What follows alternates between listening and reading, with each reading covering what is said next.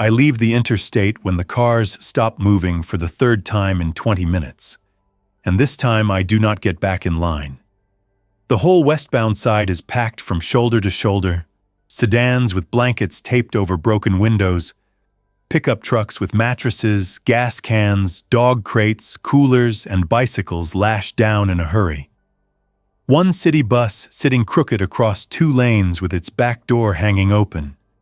Engines idle. Horns sound in short, angry bursts and then cut off again. A woman is walking between vehicles with a paper map spread in both hands. A man in a hunting vest is pounding on the side of an SUV because the driver inside will not unlock the doors. Half a mile ahead, close to the overpass, black smoke is rolling upward in a thick column and flattening under the clouds. My rig is an empty dry van trailer with half a tank of diesel and not much else going for it. I dropped a grocery load in Charleston at dawn, got turned around twice by roadblocks, heard 2 different emergency bulletins on the cab radio, and spent the last 4 hours watching the same story repeat on every road in 3 counties. Somebody says there is a safe route west. Somebody else says the bridges are shut. Somebody swears the National Guard is setting up screening points. Another voice cuts in and says not to stop for anyone with blood on his clothes. Another voice says a bite means nothing if the wound is cleaned right away. Another voice starts shouting over the top of all of it, and then the channel fills with static.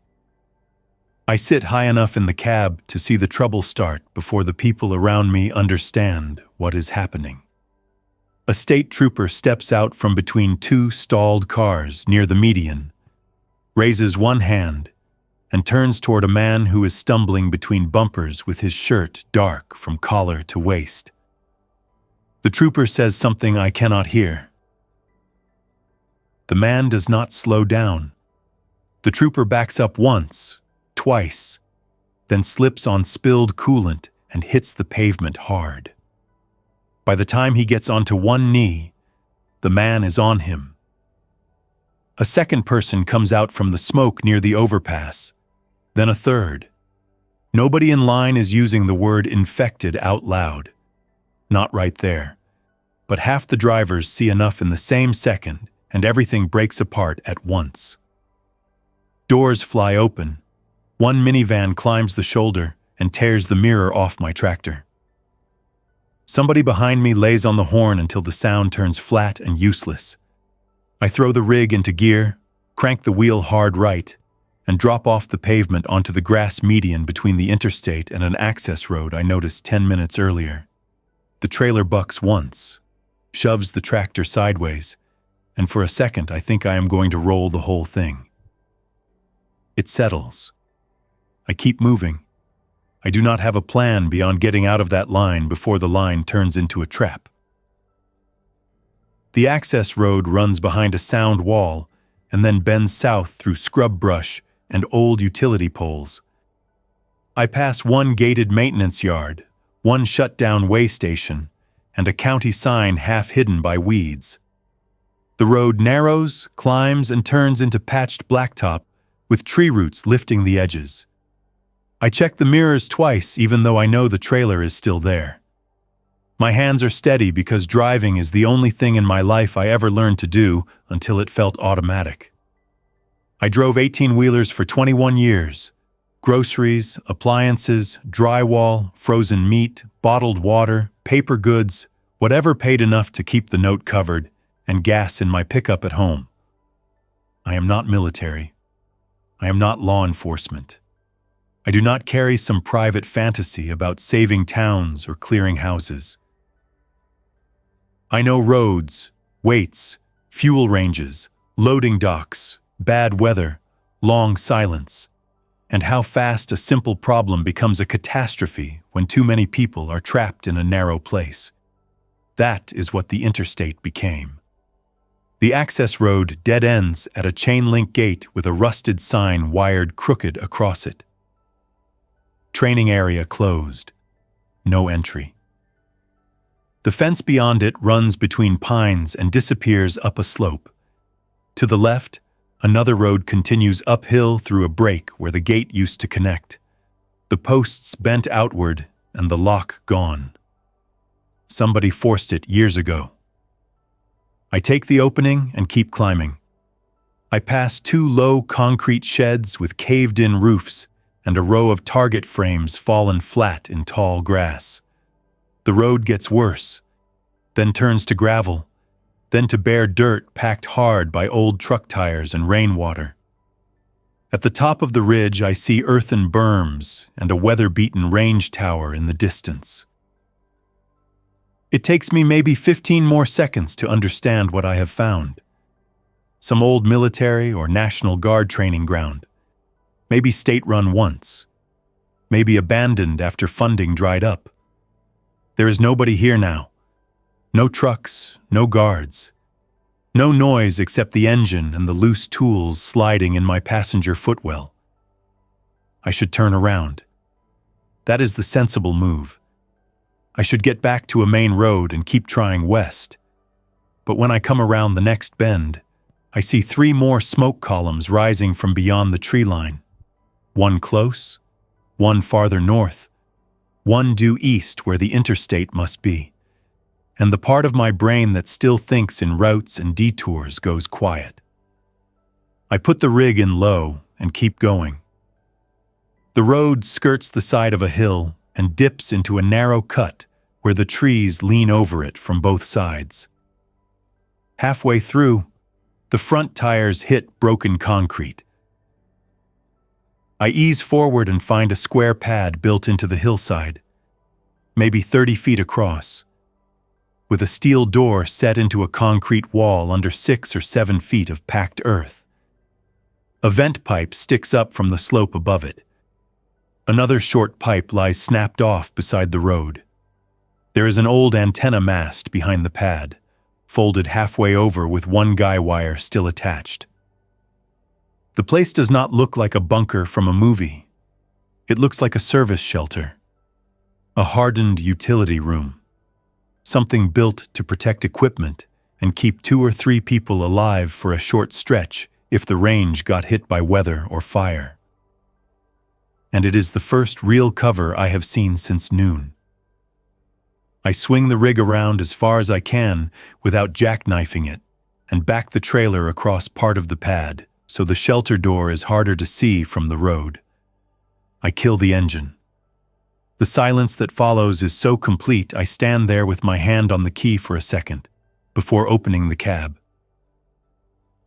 Then I grab what matters because that is what keeps a person moving when the rest of the day has already gone bad. Flashlight, tool bag, road flares, 2 bottles of water, my sleeping bag from behind the seats, a tire thumper, pocket knife, work gloves, dry food from the cab bin, battery lantern, a 3-foot pry bar. The truck keys go in my pocket even though I do not know if I will drive that rig again. The steel door is not fully shut. One corner stands out maybe an inch from the frame. Rust has eaten the paint down to a dull scale around the hinges. I put the pry bar into the gap and lean. The door gives with a hard scrape that sends a shower of dirt down from the concrete lintel. Air comes out. Old concrete.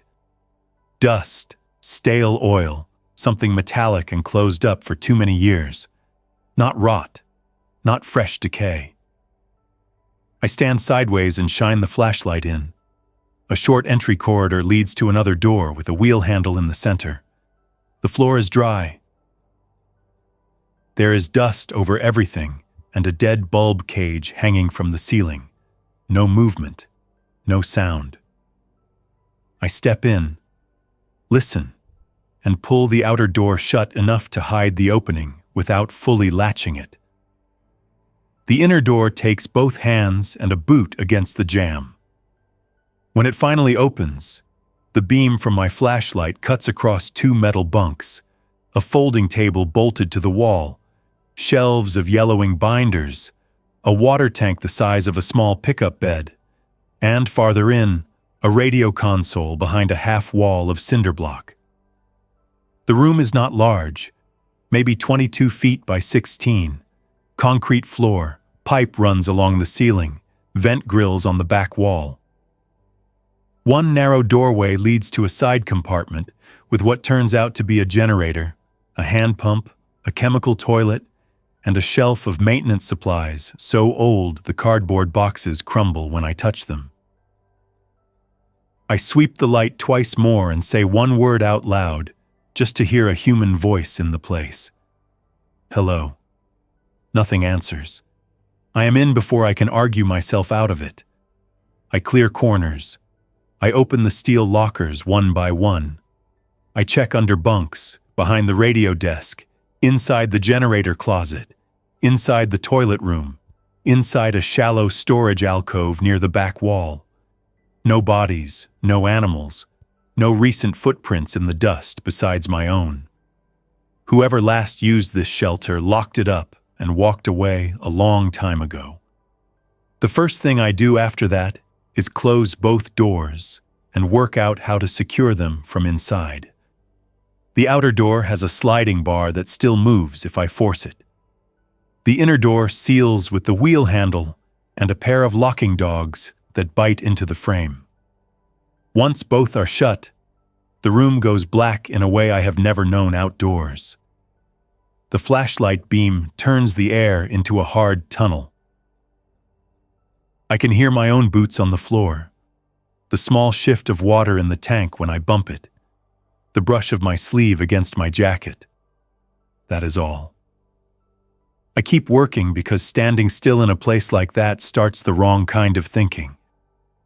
The shelves hold old ration crackers sealed in tins. A case of canned stew 5 years past its printed date. 4 water treatment tablets in a packet gone soft with age. A radio maintenance manual. 2 rolls of electrical tape sealed in plastic. Hand tools. Spare filters. 1 locked drawer that I force open with the pry bar and find nothing inside except field message forms and dried pens. In a steel locker by the bunks, I get lucky. Blankets vacuum-packed in green plastic. 3 sets of utility coveralls. Rubberized rain gear. A box of chem lights. A first aid kit with bandages still sealed. There is a shotgun locked in a rack beside the radio console. Old pump gun, wooden stock, military property stamp almost worn smooth. 6 shells in a cardboard sleeve. I take the gun down, check it twice, and set it within reach, but not on my shoulder. I have fired shotguns before. I am not comfortable enough with one to start pretending. The water tank is half full by sound. I find the hand pump tied into it and work the handle until brownish water spits into a deep utility sink. I run it for maybe 3 gallons until it clears enough to judge. It smells flat and mineral heavy, but not foul. There is a date stenciled on the tank inspection plate. 12 years old. I laugh once without meaning to because that is not good news. Not good at all, and it is still better than the highway. Power is next. The generator is a squat diesel unit bolted to vibration mounts in its own concrete closet, with a vent pipe running into the ceiling. The fuel tank beside it is nearly empty. The line is gummy. The battery is dead. I know engines well enough to understand this one has not run in years. But I also know dead machines are often half one step from working if a man is patient and not afraid to get filthy. I strip the fuel line, clean the injector fittings with a rag and pocket knife, pull the battery leads. There is an old hand crank emergency starter mounted to the side housing. I do not trust it, but I test compression and the engine still turns. I spend the next hour doing what I have always done best, making a tired mechanical thing give me one more chance. By the time I stop, my hands are black with old diesel and dust. My shoulders ache from cranking. The lantern is hanging from a hook over the generator. The smell in the room has changed from sealed-up concrete to hot metal and stale fuel. The engine coughs on the 5th try, catches on the 7th, rattles hard enough to make me step back, and then evens out into a choppy but stable idle. A single ceiling bulb in the main room flickers, goes dark, flickers again, then comes on in a weak yellow wash that reaches every corner. That light does more for me than the food, the walls, or the locked doors. It means the place can still work. I shut the generator down after 10 minutes because the fuel gauge barely moves off the peg, and I do not know how much reserve I have. Then I sit on the lower bunk with my back against the wall, drink half a bottle of cab water, and listen. At first, all I hear is the ring left in my ears by the engine. After a while, faintly, through concrete and 2 doors, I catch something from outside. One sharp report, then another, too far off to place. Then the long, ragged string of rifle fire from somewhere beyond the hill. It rolls through the trees and cuts off. A minute later, I hear screaming. Not near. Not close enough to make out words. Just a human voice going thin and ugly in the distance. I get up and lock the shotgun rack again, even though the gun is already beside me. I check both doors. I shut the lantern off and sit in the weak bulb light instead, because that light belongs to the shelter now, and I want to get used to it. Night comes without a window to prove it, but I know when it happens. The concrete cools. The air in the room drops a few degrees. Outside sound changes. Less shouting far away. More isolated noise nearby. Dry brush crackling under weight. A hollow tap against metal on the pad outside. Something scraping on the outer door and then going still. I kill the bulb at once and stand with the shotgun in both hands, not even realizing I reached for it until I am already at the inner hatch. The scraping comes again, slow, uncertain, not deliberate enough to be a man with a tool. It drags from left to right across the outer steel door. Stops. A low sound follows, throat deep, wet at the edges. I stay where I am and do nothing, because there is nothing useful to do. The shelter has no camera feed, no peephole, no miracle answer. I just have to trust old steel and old concrete, and the fact that whatever is outside has not figured out how a handle works. The noise stays for maybe 40 seconds. Then brush snaps out on the pad and something moves away through the trees. I do not sleep much that first night. I stay on the bunk in my boots with the lantern off and the shotgun across my lap. Every time I start to drift, I hear another distant burst of gunfire or a vehicle engine winding too hard on some road I cannot see. Once I hear what sounds like a helicopter, but it is gone so quickly I wonder if I imagined it. Near dawn, rain starts on the hill above me. Light at first, then harder, drumming on the vent housings and running down the slope in steady sheets. Water taps through one back wall pipe into the sink, clear this time. A drain somewhere opens up with a sucking sound. The place is handling the weather. I hold on to that thought until the room lightens from black to gray around the edges of the door seals. Morning means work. I go outside with the tire thumper in one hand and the flashlight in the other, because daylight in the trees still does not guarantee safety. The pad is empty except for wet leaves and one long smear across the outer door where dirty cloth or skin dragged against it. There are footprints in the mud where the rain has not washed everything away. Bare feet. 2 sets. One normal. One dragging at the toe. Both lead downslope toward the road. I close the door behind me and breathe through my nose until the damp forest smell pushes the sealed air smell out of my head.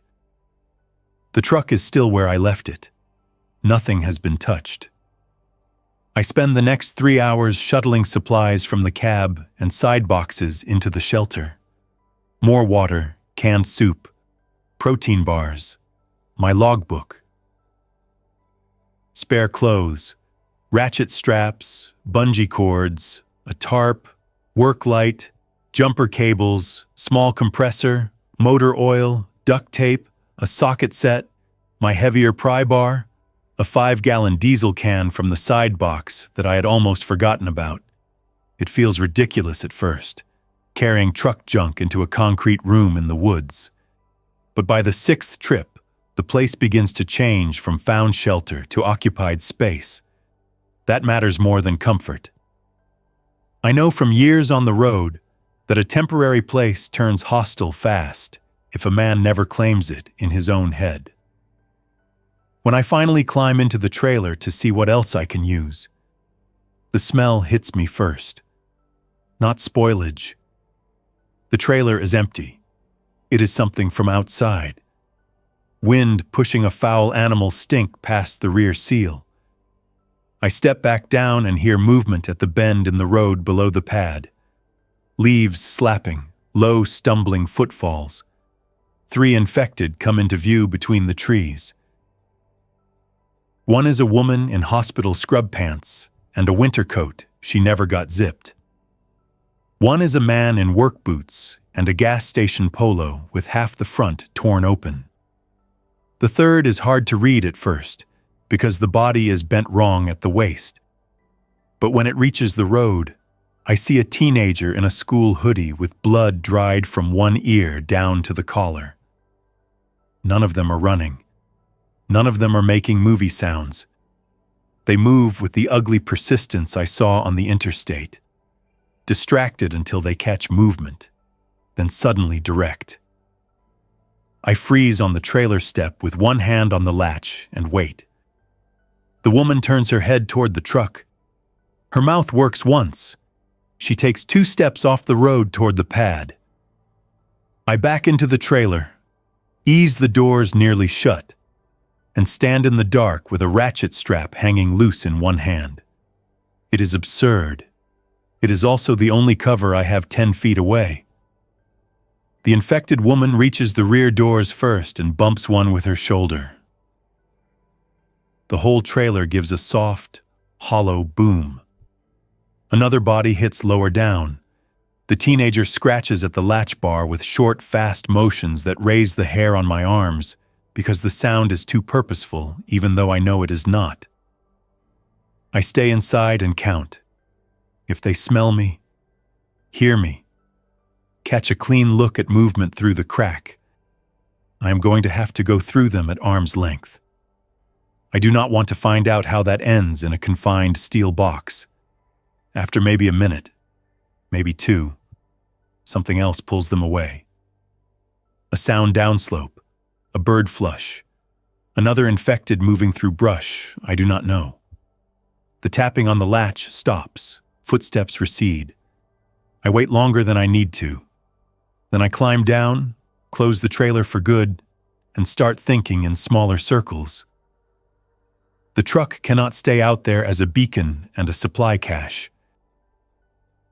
By noon, I have stripped it of everything portable and parked it farther down the road with the cab nosed against a stand of brush where it cannot be seen from the upper bend. I pull the battery, drain the last easy diesel into the can, lock the doors out of habit. Then I hike back to the shelter with grease on both hands and mud on my knees, already understanding the road part of my life is over for the time being. Inside, I make a list on the back of an old range report. Water, fuel, ventilation, radio, food, secondary exit, noise discipline. That list becomes my world. The shelter has a radio room, but room is generous. It is a desk, an old HF transceiver bolted into a rack, a speaker box, a field phone junction panel, and a shelf of labeled crystals and spare parts. One antenna line is still connected. Another hangs dead where the mast outside folded. The main set gets power when the generator runs, but that is not enough. Tubes warm, meters twitch. Speaker hisses. No voice. I spend the afternoon tracing cables, checking fuses, reading the maintenance manual under the yellow bulb, and talking to myself in short sentences so the place does not swallow all sound whole. Just before dark, I get a tone through the speaker. Weak, intermittent, but real. I key the microphone before I can talk myself out of it. Any station hearing this is Russ Kellen at an old range shelter off County 12 near the ridgeline west of the interstate. I read weak, but workable. Come back if you hear me. Nothing. I wait a minute and try again. Same message, slower. On the third call, a voice breaks through under static. Older woman, calm, tired, station calling County 12. Say again your location. I grip the mic too hard. Old training range west of the interstate, north side of the ridge. Concrete shelter in the hillside. My name is Russ. A burst of crackle. Then, this is Ellen at Stokes Church basement in Milton.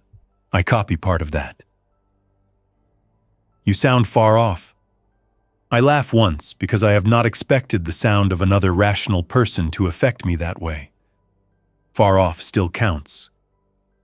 It does, she says. You alone? Yes.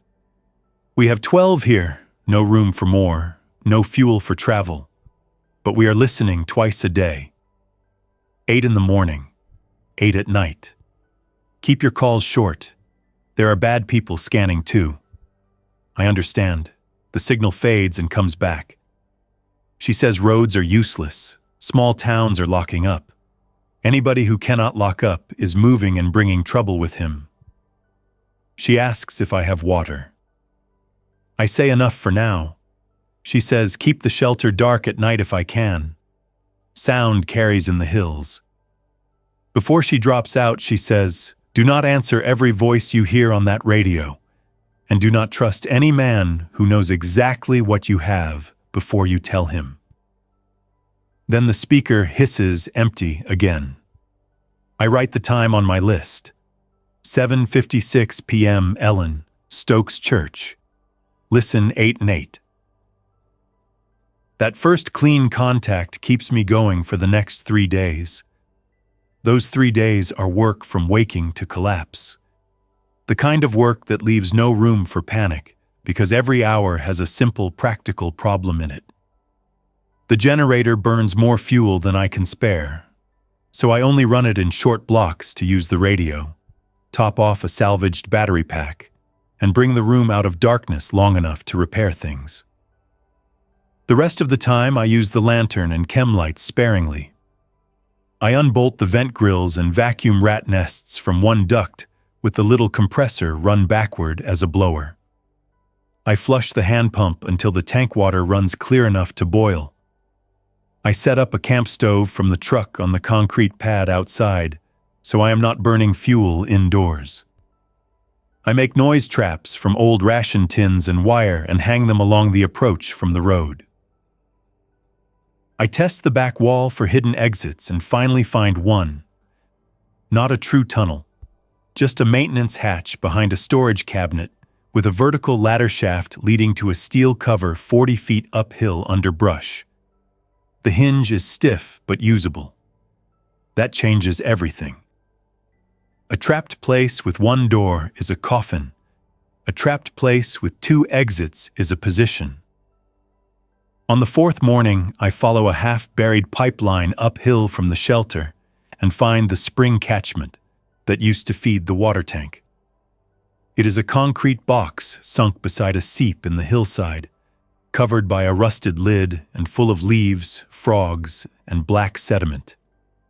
The feed pipe runs downhill from it through a cracked union joint patched long ago with rubber and clamps. that patch has failed. The tank in the shelter is not a reserve. It is whatever water was left when the system stopped. If I want more than a few days, maybe a week and a half if I stay disciplined, I have to get the spring line working again. So I spend that day bent over in cold mud with a wrench between my teeth and one eye on the trees. That repair nearly gets me killed. I am halfway through fitting a length of hose over the old pipe when I hear brush breaking hard below me. Not random. Fast. I flatten behind the catchment box and look downhill through ferns. 2 infected are coming up slope from the road. 1 man in brown work pants. 1 woman in a white sweatshirt turned gray with dirt. The man is moving straight toward the seep, nose down, maybe tracking water or just following grade. The woman lags 10 yards behind. If they come another 20 feet, they will see me where I kneel. I do not run. There is nowhere clean to run to. I slide my wrench down slowly onto the dirt, take the shotgun from where it is leaning under the brush, and stay still enough that ants crawl over the back of my glove. The man reaches the spring box first. He leans on it with one hand and turns his head, listening. Up close, I can see most of the blood on him is old. 1 sleeve is gone. The skin underneath is gray-white in patches and torn at the forearm. He sniffs once. The woman comes up beside him and knocks her shin against the box. The sound is small. Both of them jerk at it. The shelter is downhill from me. If I fire, anything else in earshot will drift that way. If I wait and one of them steps around the box, I will be inside arm's reach before I can shoulder the gun cleanly. The man finally looks up slope. I do not remember deciding. I am already on my feet when the stock hits my shoulder.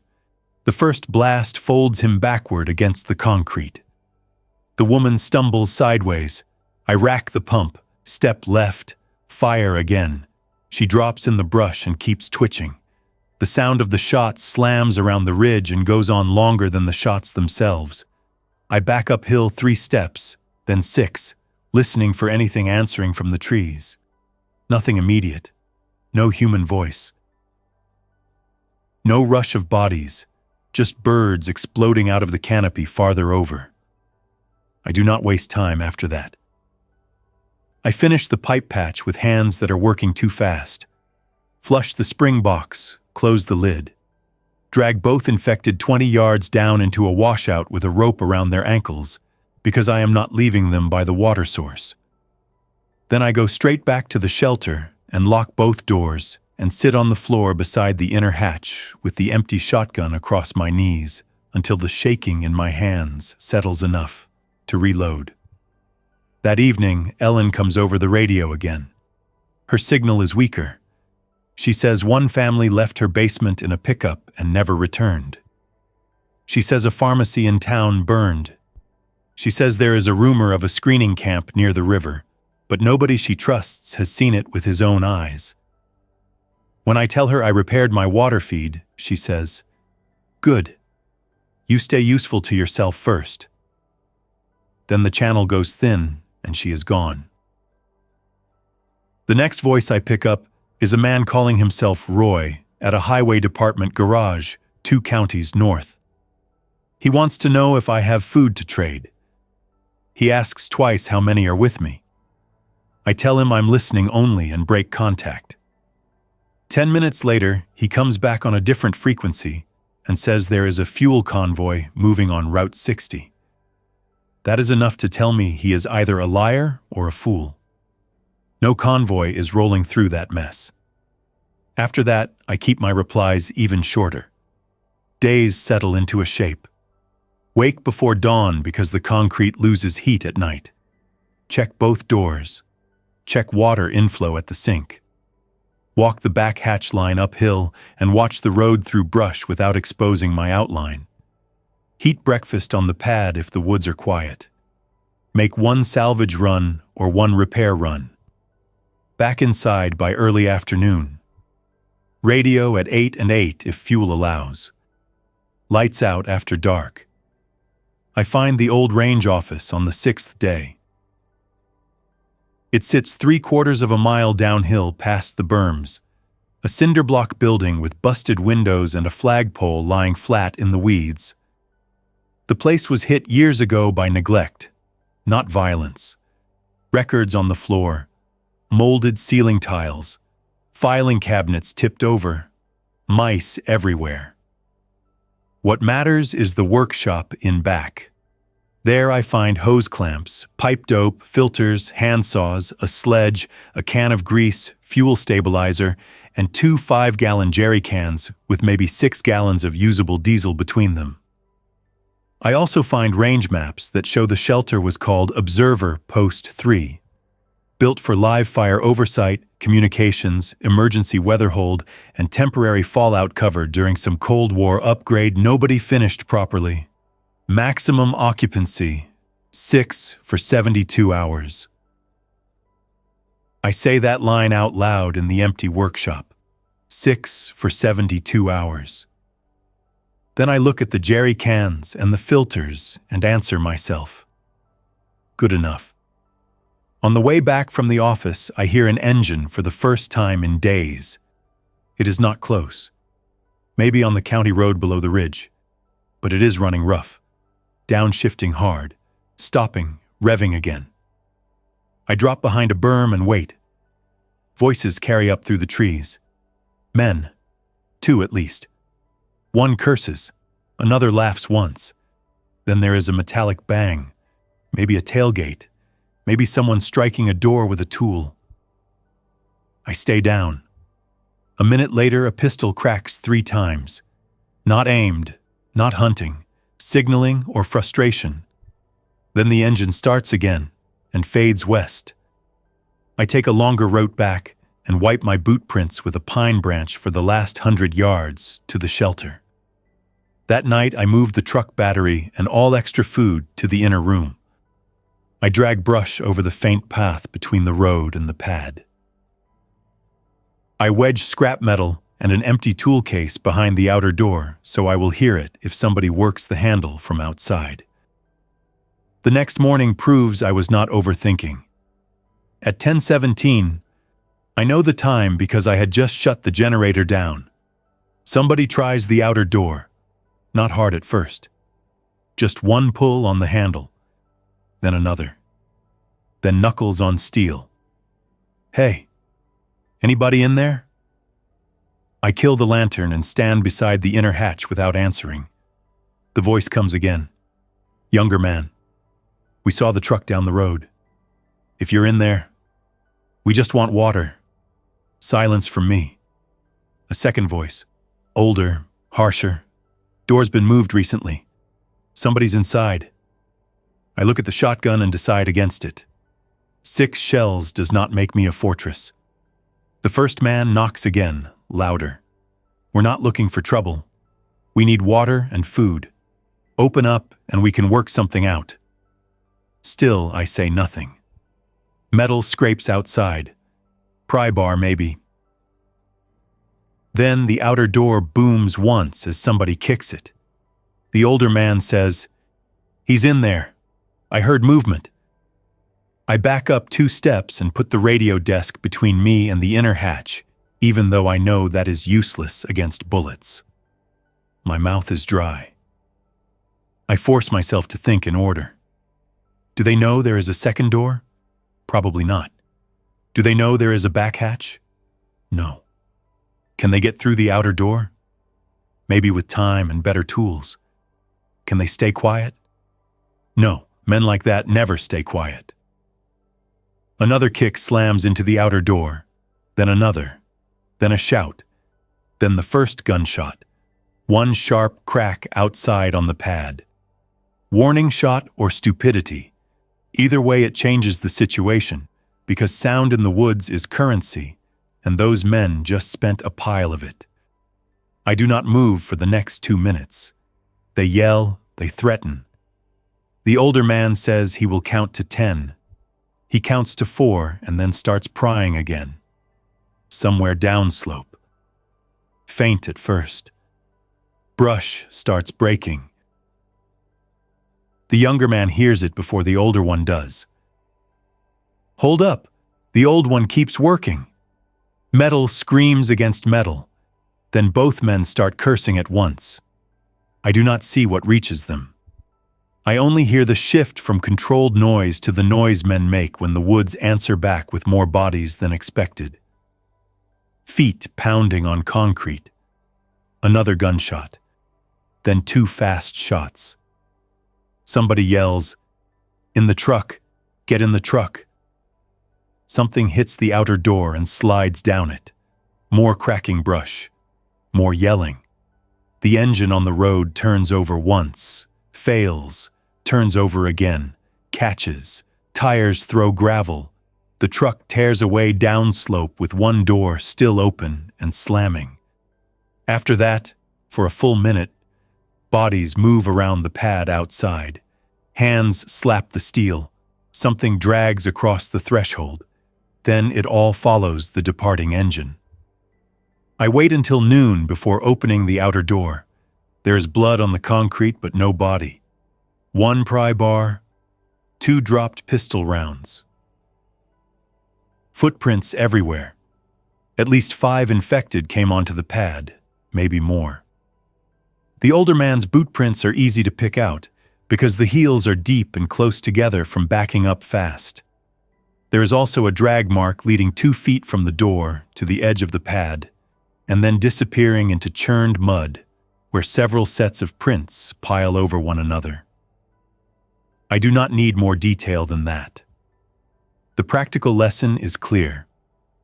My position has been noticed. Noise will bring both kinds of danger at once.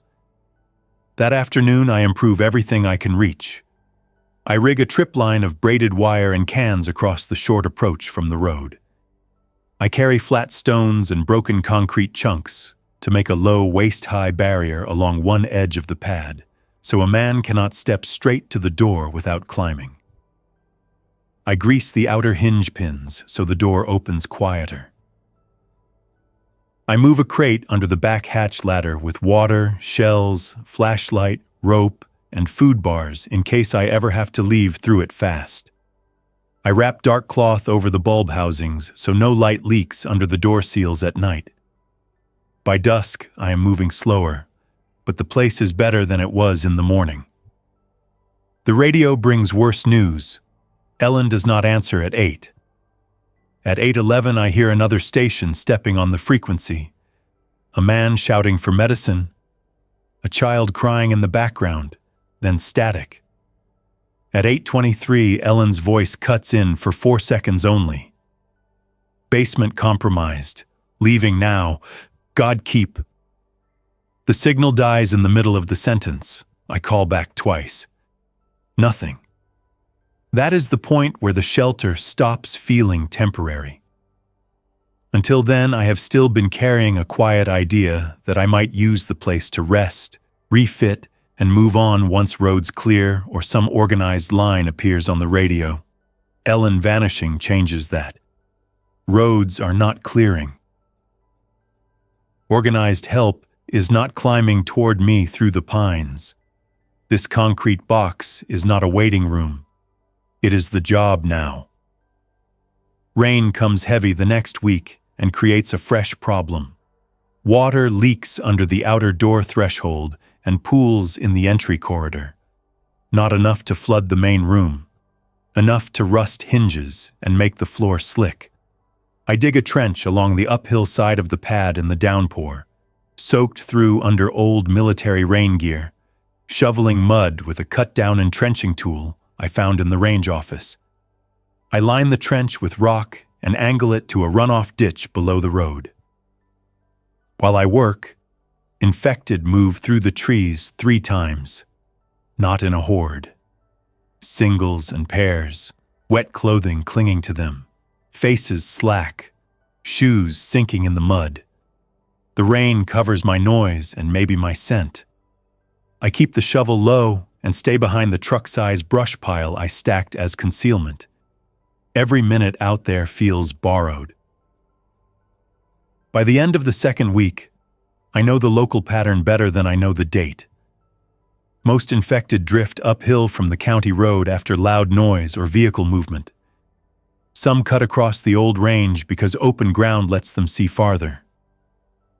After storms, the woods are quieter for half a day. Gunshots from distant houses bring small flows. Engines bring larger ones. Human voices, shouting human voices, are worst of all. Men trying to sound tough have pulled more dead feet through those trees than any storm ever did. I find the old siren by accident. It is mounted on a steel pole near the collapsed range tower, a civil defense horn once tied into the warning system. The control box in the tower office is dead, but the wire run to the pole is still there. The horn itself is intact under grime and wasp nests. I almost walk past it. Then I picture what a sound source on the far side of the range might do for me if the pad ever got surrounded, and I spend the rest of that afternoon tracing the cable route back toward the tower foundation.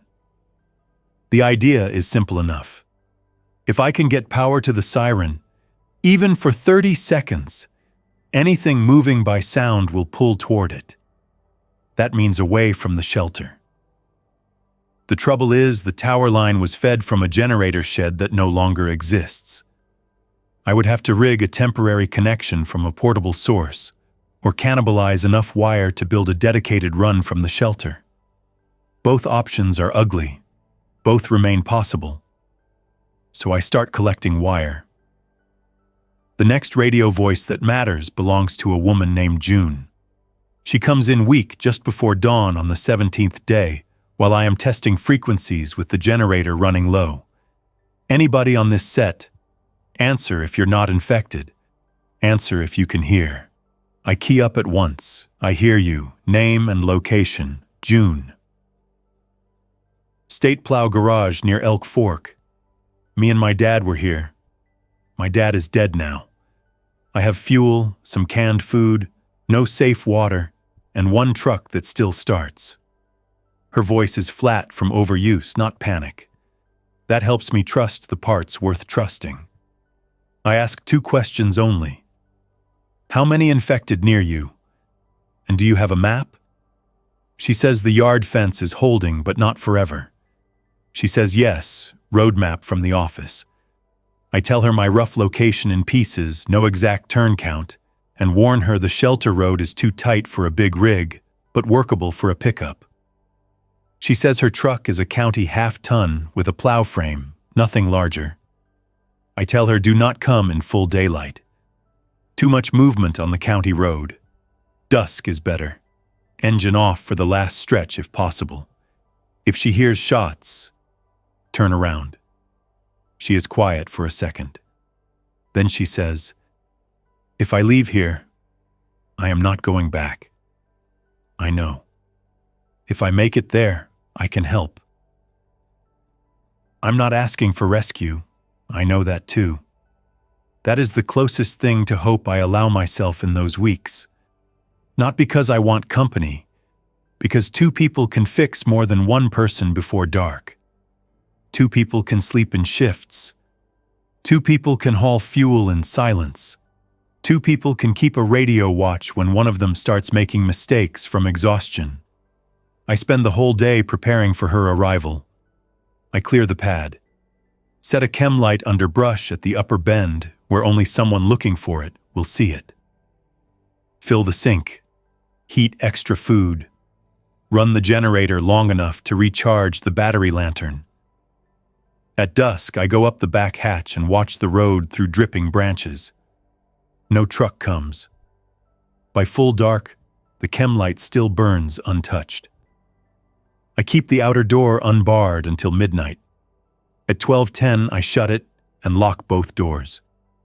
June does not answer the radio the next morning. Or the next.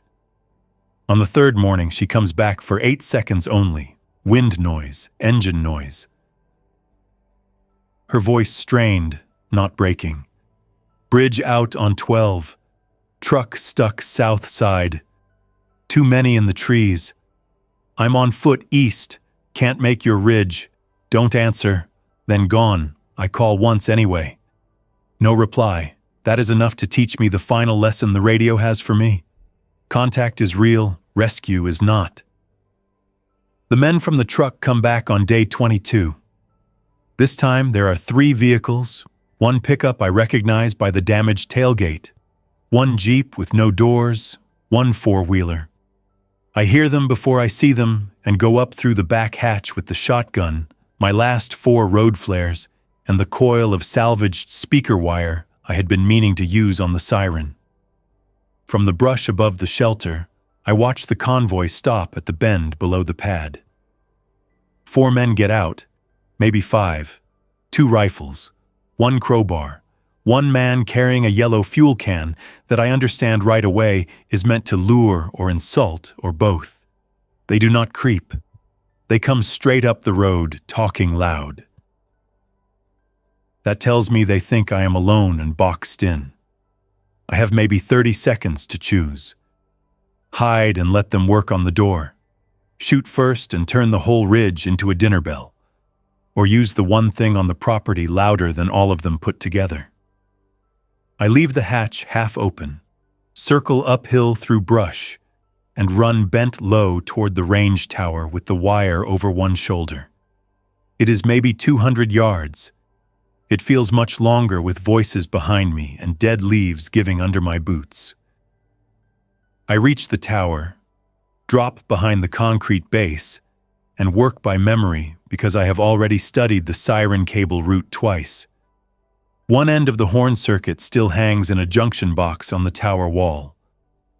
I strip insulation with my knife, twist the salvaged wire onto it, run the other end to a portable battery pack from the truck, and pray the horn motor only needs a pulse to spin up.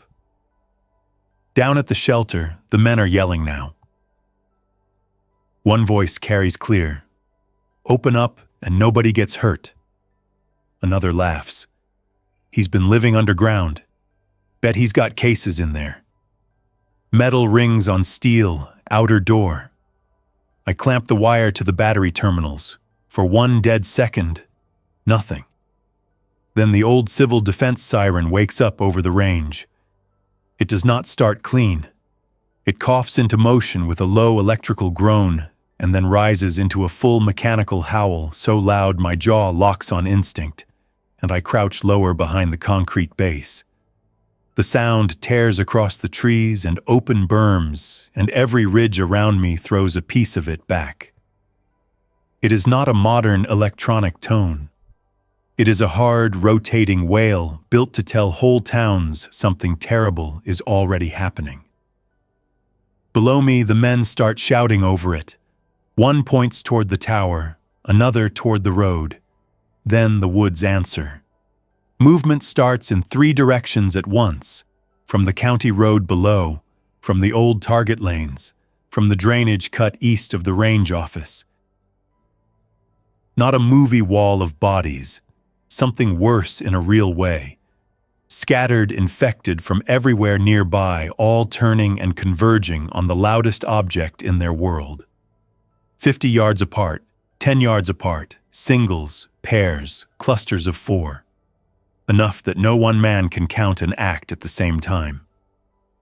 One of the men fires at the first infected he sees. Then another man fires because the first man fired. The Jeep backs into the pickup. The 4-wheeler turns too sharply and flips at the edge of the ditch. The siren keeps screaming. I leave them to it. The battery is already warming in my hands, so I cut the wire and run back through the trees while the sound still covers me. I make the back hatch with branches snapping all around downhill, slide down the ladder, pull the hatch shut, drop the bar into place. Then I move through the shelter fast.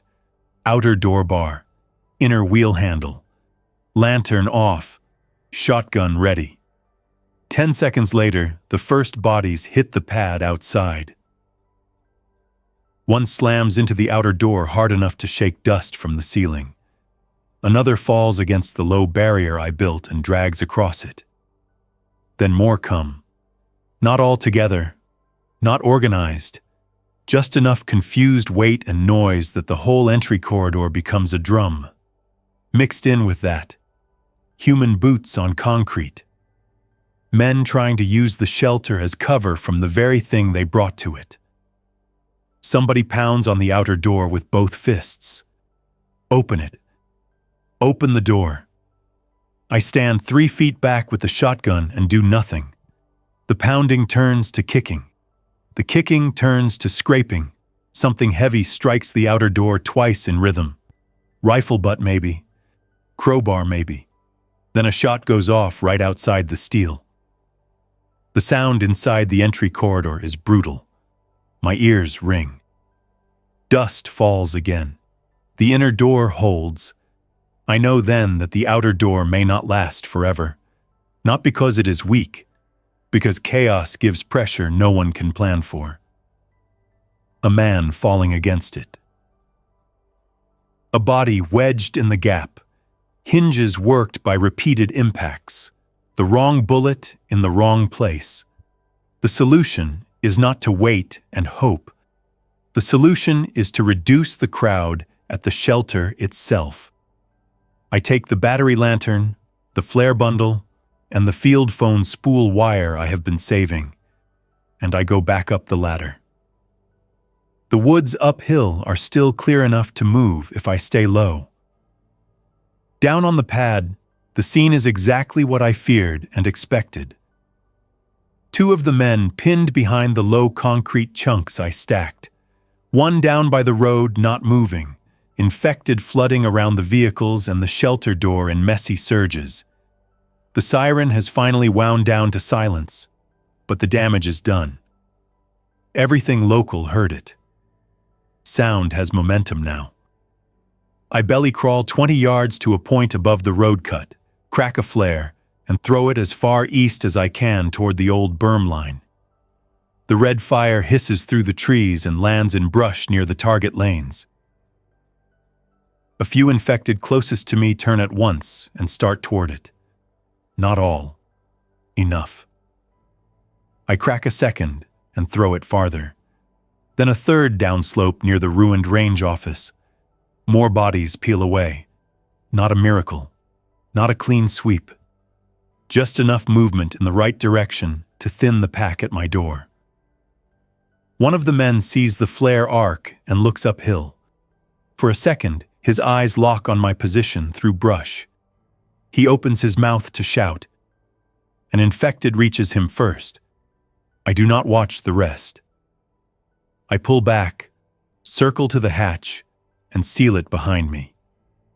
Then I wait through the longest night of my life while the shelter absorbs impact after impact, and the woods slowly sort the living from the dead by noise. Near midnight, the generator fuel line starts leaking. I smell diesel before I see it. A dark thread dripping off the injector housing where vibration has loosened the cleaned fitting I reused 2 weeks earlier. Under normal conditions, the fix takes 10 minutes. Under those conditions, it takes 1 hour because I am working by lantern hooded under a blanket to keep light from reaching the door seams, and every few minutes another impact on the outer door jerks my hands or makes me stop to listen. If the line lets go completely, I lose radio, lights, and the chance to use the siren again. So I tighten it, reseat it, wrap it, test it, and keep going. At 2:13 a.m., the outer door finally opens. Not all the way. 6 inches, maybe 8. Enough that the security bar I set earlier catches on a wedge of flesh or gear jammed in the frame. Cold, wet air hits the entry corridor and moves through the seal around the inner door. I hear nails on steel. One body trying to push through the gap, another pressed behind it. There is no room left for waiting. I cycle the shotgun, open the inner hatch just enough to shoulder into the corridor, and fire through the gap in the outer door at the nearest movement. The blast in that confined space feels physical. The body in the doorway drops out of the jam. I slam the outer door with my shoulder. It moves 3 inches. Not enough. I fire again lower. Something collapses outside. This time the door swings shut. I throw the bar, drop the inner door, spin the wheel handle home. Then I sit on the floor in the dark and count the shells left in my palm. 2. The rest of the night passes in pieces. Some impacts, long stretches of nothing, occasional brush movement outside. Once a vehicle horn blares somewhere below the ridge and cuts off. Dawn comes gray through the edges again. When full daylight reaches the pad, I go up through the back hatch first and circle wide before showing myself. The convoy is finished. The Jeep is half in the ditch with both front tires gone flat. The pickup sits crosswise against a tree, driver door open, windshield starred. The four-wheeler lies on its side where it flipped. Bodies are scattered between them and the shelter, some infected, some not. I do not go close enough to study faces. I take what I can use quickly and with care. 1 full water jug, a crowbar, a box of .12 gauge shells from the Jeep, 2 blankets, a handheld radio with a dead battery, diesel from the yellow can.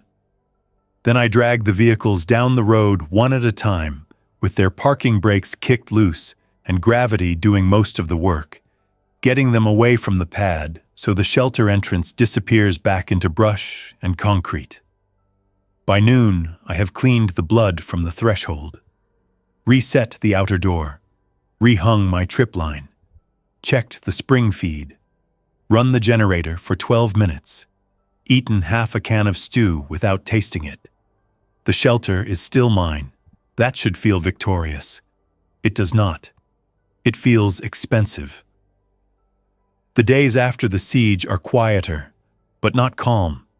Anything loud on the ridge now draws residual movement for hours. I learn to avoid even dropped tools. I pad the generator mounts with cut strips of truck floor mat. I oil the bunk springs because one squeak at 2 in the morning can keep me awake until light. I bury the damaged door bar and replace it with a thicker length of steel scavenged from the range tower. I run a permanent wire line from the shelter battery bank to the siren control point, in case I ever need the diversion again. I bring the handheld radio back to life with a spliced charging lead, though its range is poor. I stop expecting June to answer. Then, almost a month after I first crawled into Observer Post 3, a new voice comes over the radio at the evening listen. Male. Careful, not young. Station at the old training ridge. If you are still operating, answer on low power. I hesitate. Then key once. Go ahead. This is Dale at a machine shop south of the river. 3 adults here. We heard a civil defense horn in your area a few nights ago. We thought no systems like that still worked. One still does. A short pause. Then, you alone? Yes. So are we for practical purposes. We talk for less than 2 minutes, long enough to exchange general conditions and one useful piece of information. He says a volunteer fire station near the state line held out for a while and then pulled back east. He says some farm roads remain passable if a man avoids towns. He says winter will be the next killer because propane and heating oil are already disappearing faster than food. Before signing off, he says, if your shelter keeps water and stays defensible, do not abandon it because the silence gets ugly. Most people who move now move into trouble. I look around the concrete room while he says that. Water trickling clean into the sink from the spring line. Generator warm but working. Tools on hooks. Shelves organized by what I need fast and what can wait. Shotgun reloaded. Back hatch packed. Door bar replaced. Radio manual open and marked. My truck logbook now serving as a record of weather, contacts, fuel, and supply weight. He is right. This place was built for short stays by trained men watching artillery lanes. It was never meant to become a home. But I am not trying to make it one. I am trying to make it hold. That difference keeps me honest. By the first cold snap, the ridge changes again. Leaves drop. Visibility improves. So does exposure. I cut small firing slits in a brush screen uphill from the hatch and build a hidden cache there with water, jerky, spare gloves, and a tarp in case I ever get locked out of the shelter itself. I seal drafts around the inner door with old gasket rubber. I salvage 2 electric heaters from the range office, knowing I will only run them in short bursts when fuel allows. I drain and clean every can I can carry. I stop measuring time by calendar and start measuring it by system health. Water good. Fuel fair. Radio fair. Ammunition acceptable. Food disciplined. Shelter integrity improved. One night, during freezing rain, June comes back. So faint I almost miss it. Russ, if that's still you, I'm south of Lewis Fork with 2 others. Found an empty house and a wood stove. Not asking for pickup, just saying I made it through. I grip the microphone and keep my reply controlled because too much emotion wastes words and signal both. Good to hear you, June. She gives a short laugh.